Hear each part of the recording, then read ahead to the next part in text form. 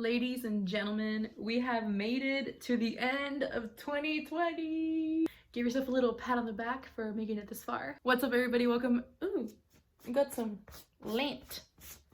Even though I just put this shirt on, I already have lint on it. How fun. So I'm sure I can say for basically everybody that this year did not go as planned. Since the very start of this year, it just felt like a very weird movie, Michael Bay type of thing. So I wanted to make this video today to kind of talk about the things that this year has taught me. I've had a lot of unexpected growth this year. It's probably been one of the best years I've had in a while. So for today's video, I wanted to talk about the top 7 things that 2020 has taught me. So without further ado, let's go ahead and get started with number 1. Number 1 is don't be afraid of the unknown. This whole year was just unknown after unknown. So I think as a whole, we all just need to start, to let go of the strings, to just let things happen, because a lot of the stuff that happens in our lives are stuff that we can't even control. So there's really no reason to try to hold on to so much control when in reality, like, this year has proven to us that life is just so unpredictable that it can all just change so quickly. So instead of being scared of the discomfort of the unknown, accept it, be willing to accept, yourself and accept what happens in the future, because if you don't, honestly, it's just going to cause more problems. Number 2 is to support your friends. Now more than ever, we as a society are learning that we have talents, we have skills, we have things to provide to the world. I'm friends with a lot of artists, creators, small business owners, musicians, you name it. I am friends with a lot of people that like to create things. Something as simple as showing gratitude to someone's craft is enough to make that person's day. You support all these people you don't know, but you're not willing to share the story of your friend who's selling bracelets or a friend who just dropped their new EP.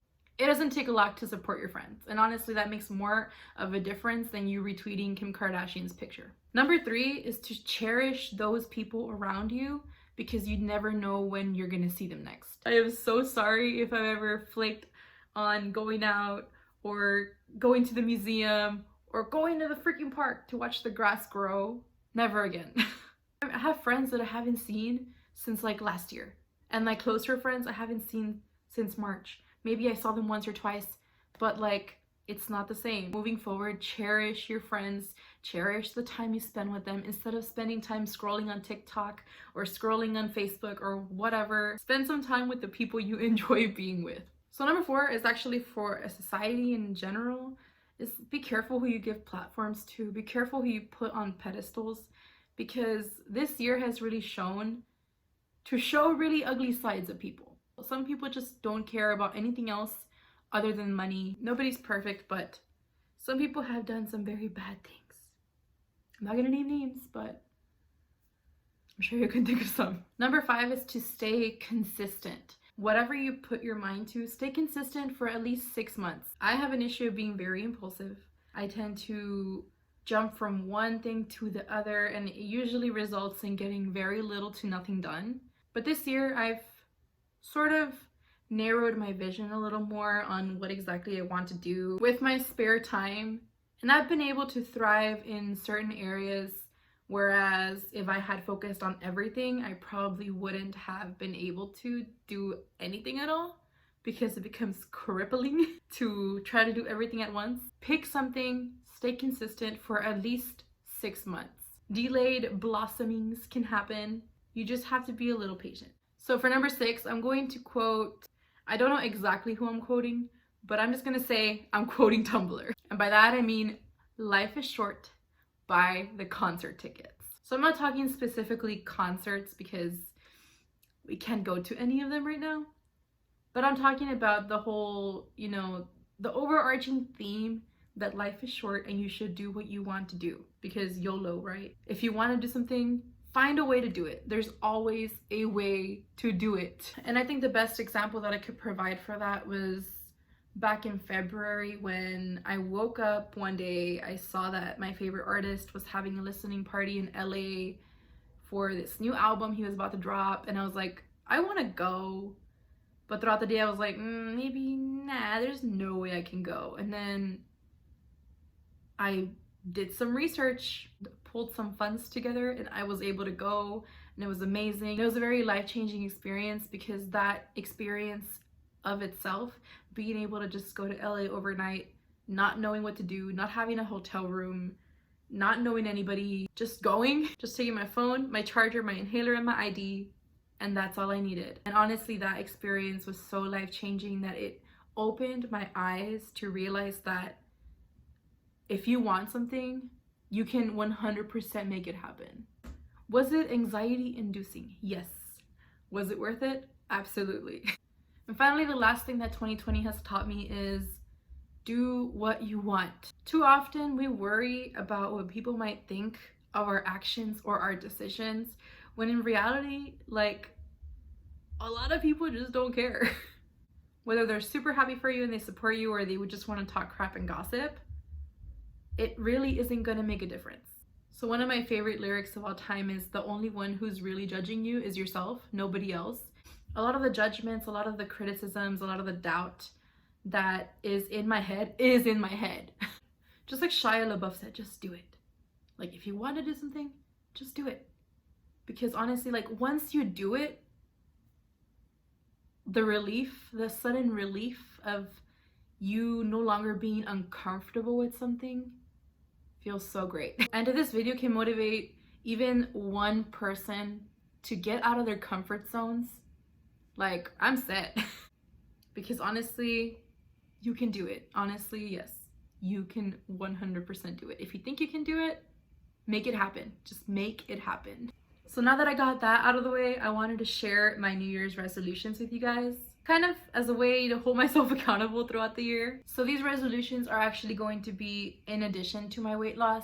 That isn't going to change. That's going to stay the same. I'm going to stay dedicated to that throughout the year. But these are just some things that I would like to work on this year. But before I do that, I wanted to go ahead and share with you guys something that I've been working on, and I'm really excited to show you guys. Of course, I'm talking about my weight loss planners.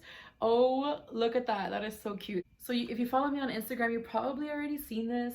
This is my weight loss tracker, planner, journal. I couldn't figure out exactly what to call it, so I just called it the tracker, planner, journal because it can do so many things for you. So this is a digital PDF printable weight loss planner. So my favorite aesthetic is sunsets. I absolutely love sunsets, pink sunsets, purple sunsets. Like, oh, I don't know. There's just something about sunsets that really make me muse over them. So on the cover it says, my journal, my life, my goals, my transformation, my blank, which means you can put something on here that makes it personalized to you. So one thing that I really wanted to do with this journal is to make it inclusive.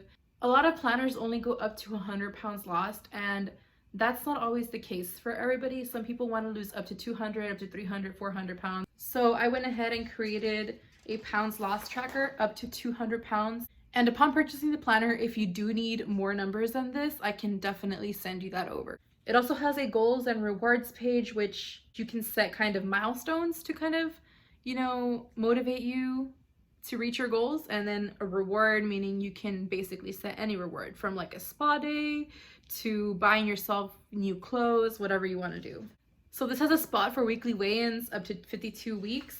So every year you can start a new one and just keep track of your weight. I think it's better to weigh yourself on a weekly basis than on a day-to-day basis, because weight can fluctuate throughout the day and it can fluctuate from day to day, and like sometimes it can become a little discouraging. So this is why I created the weekly weigh-in as well. We have a meal planner with a grocery list because I always overbuy stuff. But here you can see it all in one spot for breakfast, lunch, dinner, and a snack, because we love a snack. So it also has a month in review page, which you can actually go back, reflect on your month, on your accomplishments, the things you can work on, and any lessons that you might have learned that month that you can move forward with. And of course, there's a page to track your measurements as well.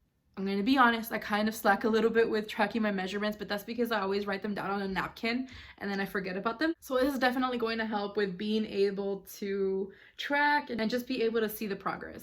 So this is one of my favorite ones, which is the habit tracker. So you can track these on a monthly basis up to 31 days. This page, I cannot wait to fill it all the way in with this new paper that I got. So this is the let it out page, Write down any negative thoughts you might have on this page. Make this page as creative as you want. Destroy the page, whatever you want. Do your worst. This is just a place to really like write down any negative thought you've had about yourself. And then at the bottom it says, and now. So, and now, let it in. So whenever you're feeling down, you know, write those negative thoughts about yourself. Then come to this page and write down only positive thoughts about yourself. So this is just a way to, you know, whenever you are feeling down, to really write those positive things about you that remind you how much of a bad bee you are. And if you want to get your own, it's available on my Etsy. It's only $2.99. All right, so now for my New Year's resolution. So number one is definitely organization. I need to be more organized. The way that I'm going to do it is by keeping track of my habits. So trying to build 3 to 4 habits a month, I feel is definitely a feasible goal for me. Something as simple as drink a cup of green tea a day. Definitely getting more organized and becoming more habit-based is definitely going to help me, a very impulsive Gemini. So number 2 is actually going to be to express more feelings. So whether you may or may not know me that much, I don't really tell people how I feel a lot. Usually I'm just like, I appreciate you, friend, or like, thanks. And that's something that I really want to work on, is express my gratitude to my friends and let them know that I care about them, because sometimes I feel like they think that I'm just like meh, you know? And I'm not meh about them. I care a lot about my friends and my family and everybody else around me. I just have a hard time showing feelings, and that's something that I really want to work on moving forward. So I'm going to have to figure out a way to do that, whether it's like messages of gratitude or like, I don't know, something, just maybe even saying I love you more to people. And number 3, last but not least, is to be more confident. I want to blossom into a confident queen. Like, I want to do the most, and I really don't want to set any limits for myself at this point. Like, whatever comes, I will take it and I will blossom with it, and it's going to be amazing. Thank you guys so much for watching this video. It really means a lot to me that you guys stuck all the way through. I hope you guys got some sort of lesson learned. I really hope that at least one person out there found this somewhat helpful. And make sure you comment down below, what are your New Year's resolutions? I want to know. I want to know what you guys have planned for next year. And also like to come back in December and be like, so how'd you do? If you like this video, make sure you leave a big old thumbs up down below, and also make sure to subscribe to my channel and turn on the post notification bells so y'all don't miss another update. And thank you guys so much for almost 50,000 followers on TikTok. Like, it just gets more and more unreal every day. And don't forget, if you want to join the Weight Loss Discord group chat, the link is down below. So enjoy the New Year's. Eat lots of grapes and turkey, whatever y'all eat on New Year's. And I will see y'all on the next one. Bye!